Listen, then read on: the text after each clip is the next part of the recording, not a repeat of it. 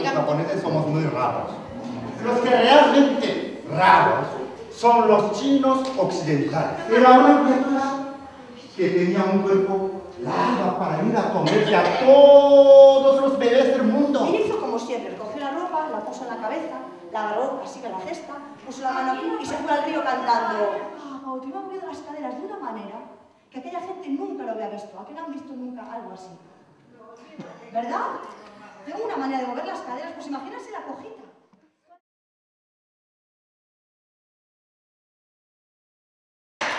Internacional.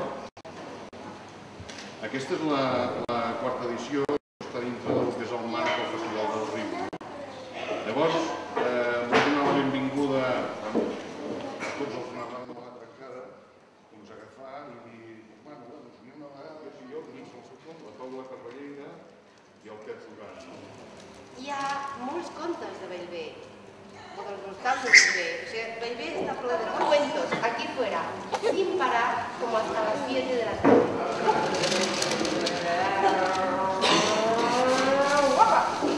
Fantàstics que hi ha a la Cerdanya, els gegants, lladres...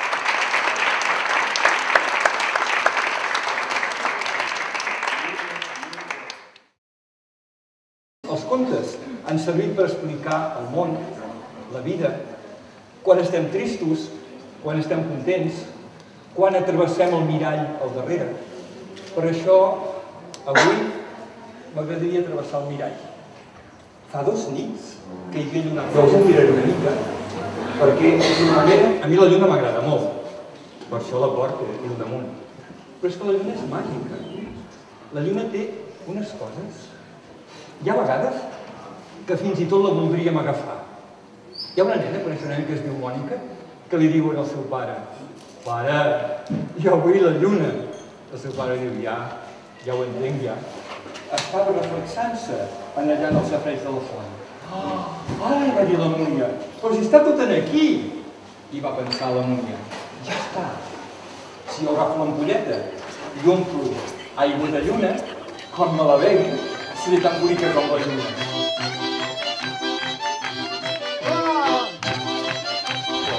Hi ha un mar. Sabeu com es diu aquest mar? El mar d'Argentí. Fàcil, oi que sí? I sabeu que al fons d'aquest mar del Japó és amb el joventut de la i els seus ulls. I havia trobat una botiga d'animals que en el primer moment no hauria dit que era botiga d'animals, perquè estava tota ben fosca, l'aparador, els vidres ben bruts. Hi havia 4 animals perduts, que si una tortuga, que si un hàmster que més aviat semblava una rata, que si... Però al fons de la botiga, mirant a través del vidre, l'Ernest Gil va veure un parell d'ulls brillants que el miraven. A veure, va agafar l'agulla i va tenir una altra idea fantàstica. I pues mira, cosiré els caps a les meves germanes, li posaré ungüent i després les rento i ja està. I com noves. I això és el que va fer, va començar a cosir, clic, clic, clic, clic, clic, clic, clic, clic, clic. Es va assegurar que el cos fos de cadascuna. No unes passes ni unes pessetes, unes passotes que el perseguien, que anaven darrere seu i que cada vegada la sentia més a prop. I ell corria, i corria, i corria, i corria, però les passes el perseguien, el perseguien, el perseguien, el perseguien. I en un moment, sense deixar de córrer, es va girar i va veure que darrere d'ell hi havia un dimoni. Los siguientes dibujos que le mostré me devolvieron su rostro, totalmente aterrorizado. Sus labios temblaban. Decir que el miedo lo hizo enmudecer solo sería un chiste macabro.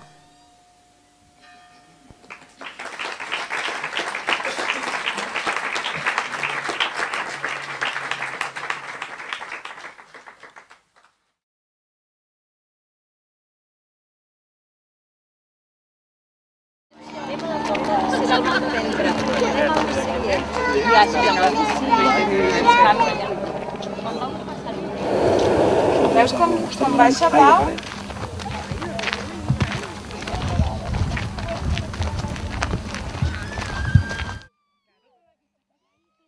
A darrere de casa nostra. Gracias. Uy, qué bueno. Está muy rica. Que si menges pel carrer no et cases. Gràcies. Ara tallarem, si voleu. Mira.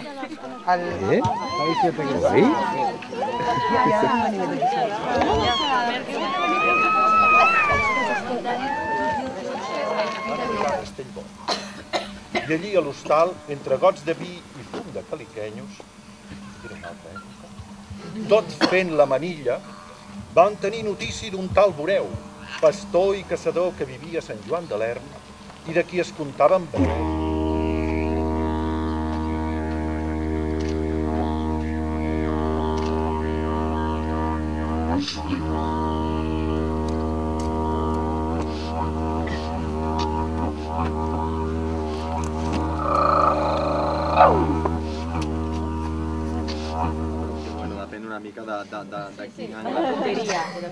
de la punteria.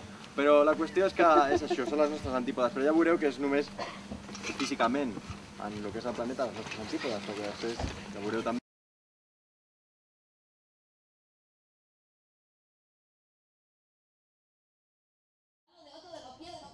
Estirando para uno y para otro, y así se tiró por lo menos 2 años. Lo que pasa es que este joven, se llamaba Pablo, era... ¡No me caso! ¡Pum! Y le cerró la puerta a las narices, que nada de grasas, nada de bollos, y todo el día cositas a la cara. I la següent ve del cel, és l'estrella, i ella ens explica una història, com no, d'un rei.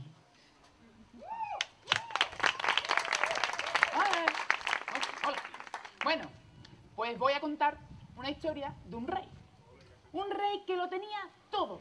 Tenía castillos, tenía coronas, tenía dinero, tenía caballos, tenía de todo. Pero a este rey le faltaba una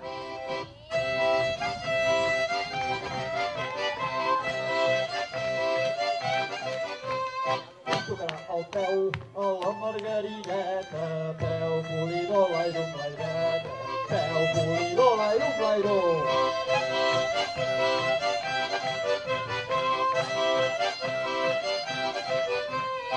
Tocarà la cama a la margarineta, cama i llargueta, peu polidor, l'aire un l'aireta, peu polidor, l'aire un l'airó.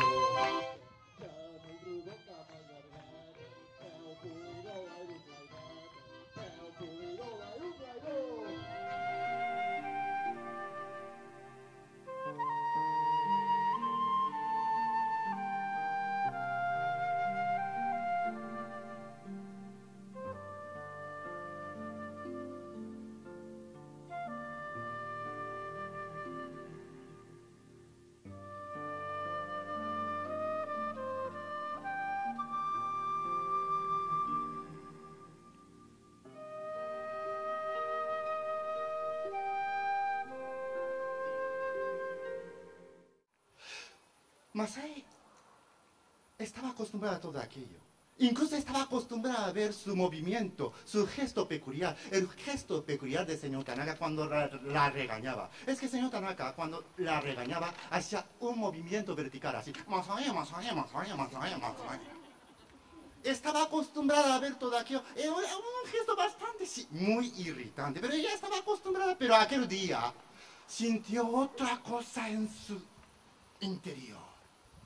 Porque aquel día algo iba diferente. ¿Qué había sobre la cabeza del señor Tanaka? No, un huevonzote. Era enorme aquel huevo. Además con unos bigotes darilianos como su jefe, como su dueño. Y entonces el huevo también hacía exactamente el mismo movimiento que el señor Tanaka. Masai, Masai, boing, boing, Masai, Masai, boing, boing. Botando sobre la cabeza del señor Tanaka. Y entonces al ver aquellas dos cosas tan idénticas, Masai de repente sintió una punzada de ira en el fondo del estómago. Aquí. Que enseguida se transforma aquella ira en una rabia tremenda que fue subiendo y subiendo y subiendo y subiendo y subiendo y subiendo hacia arriba, como si fuera un huracán, como si fuera un tifón, que en un momento dado Masai sintió que aquella rabia atravesaba el cráneo para salir hacia arriba. ¡Cras! Pero entonces Masaya ya no pudo aguantar más. Gritó sin voz, gritó en la mente, gritó así.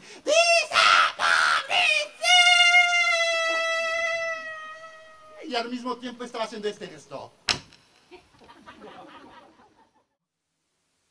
Y Andrew Coffey no quería contarle especialmente lo que le había pasado, pero las palabras empezaron a salir de su boca sin que él pudiese evitarlo.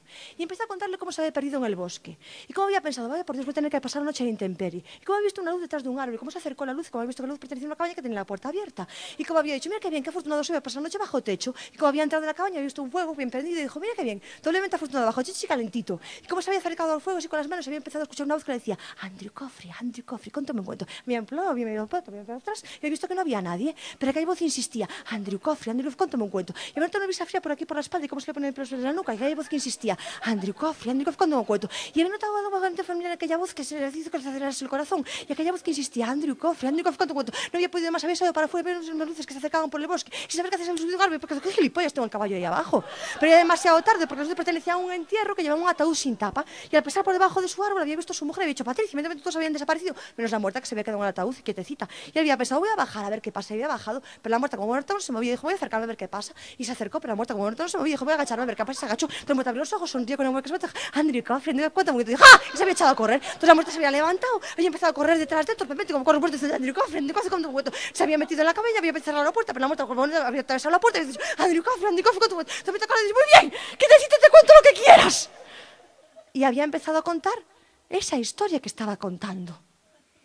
Entonces la muerta miró para él, sonrió y le dijo, muy bien, Andrew Coffey, cuéntamelo otra vez.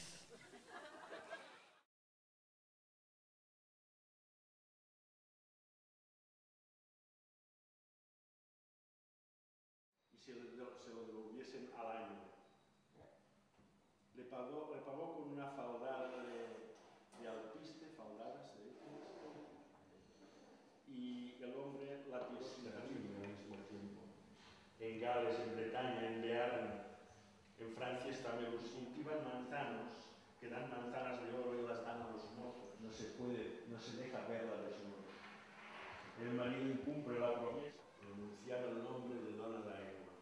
Ya lo contaste.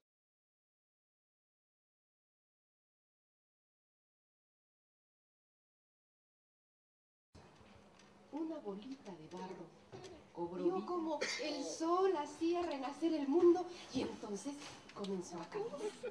Es que saben que aquel lugar estaba todo lleno de animales. Ahí estaba comiéndose toda aquella podredumbre. Nuevamente a buscarle la cara al sopilote, se le plantó delante y le dijo: Sopilote, sopilote, sopilote. Llévame al cielo, llévame a morir, no seas pinche güey. Entonces acabó.